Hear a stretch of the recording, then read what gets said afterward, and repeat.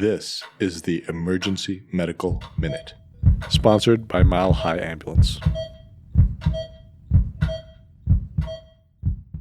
The Emergency Medical Minute is excited to announce that we are now offering AMA, PRA, Category 1 credits via online course modules.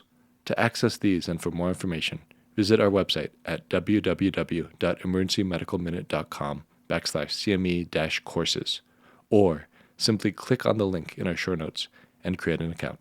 I was having this, believe it or not, a conversation with a 79-year-old lady a couple of days ago, originally from northern Indiana, and talking about, of course, the coronavirus. That's what everybody talks about. So I said I'd been vaccinated. She said she'd been vaccinated, but she had two younger sisters, both in their 70s, who had been refusing to get the vaccination. And we were talking about why would somebody refuse the vaccination? You know, what's up with that? And she said, well, maybe they're scared. Who knows? You know, so sometimes you get scared about what the government and, vaccines will do. She said, and I swear this is what she said. Like, remember the time that the government used to send nurses to elementary schools to tattoo the elementary school students with their blood type? And I said, yeah, no. The government doesn't do that. We don't tattoo elementary school children with their blood type. And she said, well, what's this then? And she lifts up her shirt, and there on the side of her chest, it says, O positive. So wait a second. So pick up my phone, go to Google, type in school children, tattoo, blood type. Sure enough, boom, first thing that pops up. 1951, Operation Tat-Type. Yeah, tattoo, blood type. You can look it up. Three things were going on in the United States at that time. Number one, the Cold War.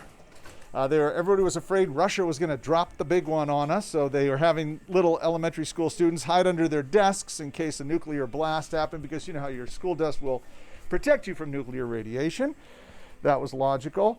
Then number two, there was also a real war going on in Korea. The Korean War was going on there, very bloody war, and by bloody I mean they needed blood transfusions, and they thought, hey, if we tattoo students, we can figure out what kind of blood they have and maybe get blood from them.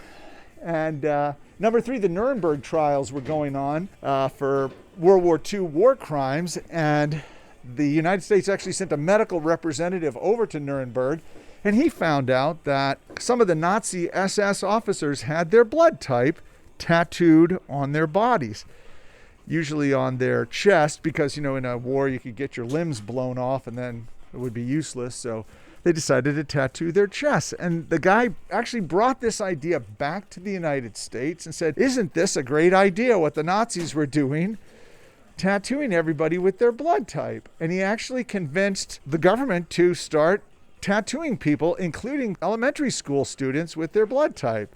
So 1951 they did adults, 1952 they started doing children, started in northern Indiana, and also, believe it or not, in Utah. And I only say believe it or not in Utah because the Mormon church is strongly against tattoos, but they actually managed to convince the church elders that this was a very patriotic thing to do, that they needed to tattoo everyone. So they got acceptance from the Church of Latter-day Saints, and actually the people in Utah were tattooed also. So they got thousands and thousands of people to tattoo. And then in 1953, the Korean War ended and they stopped.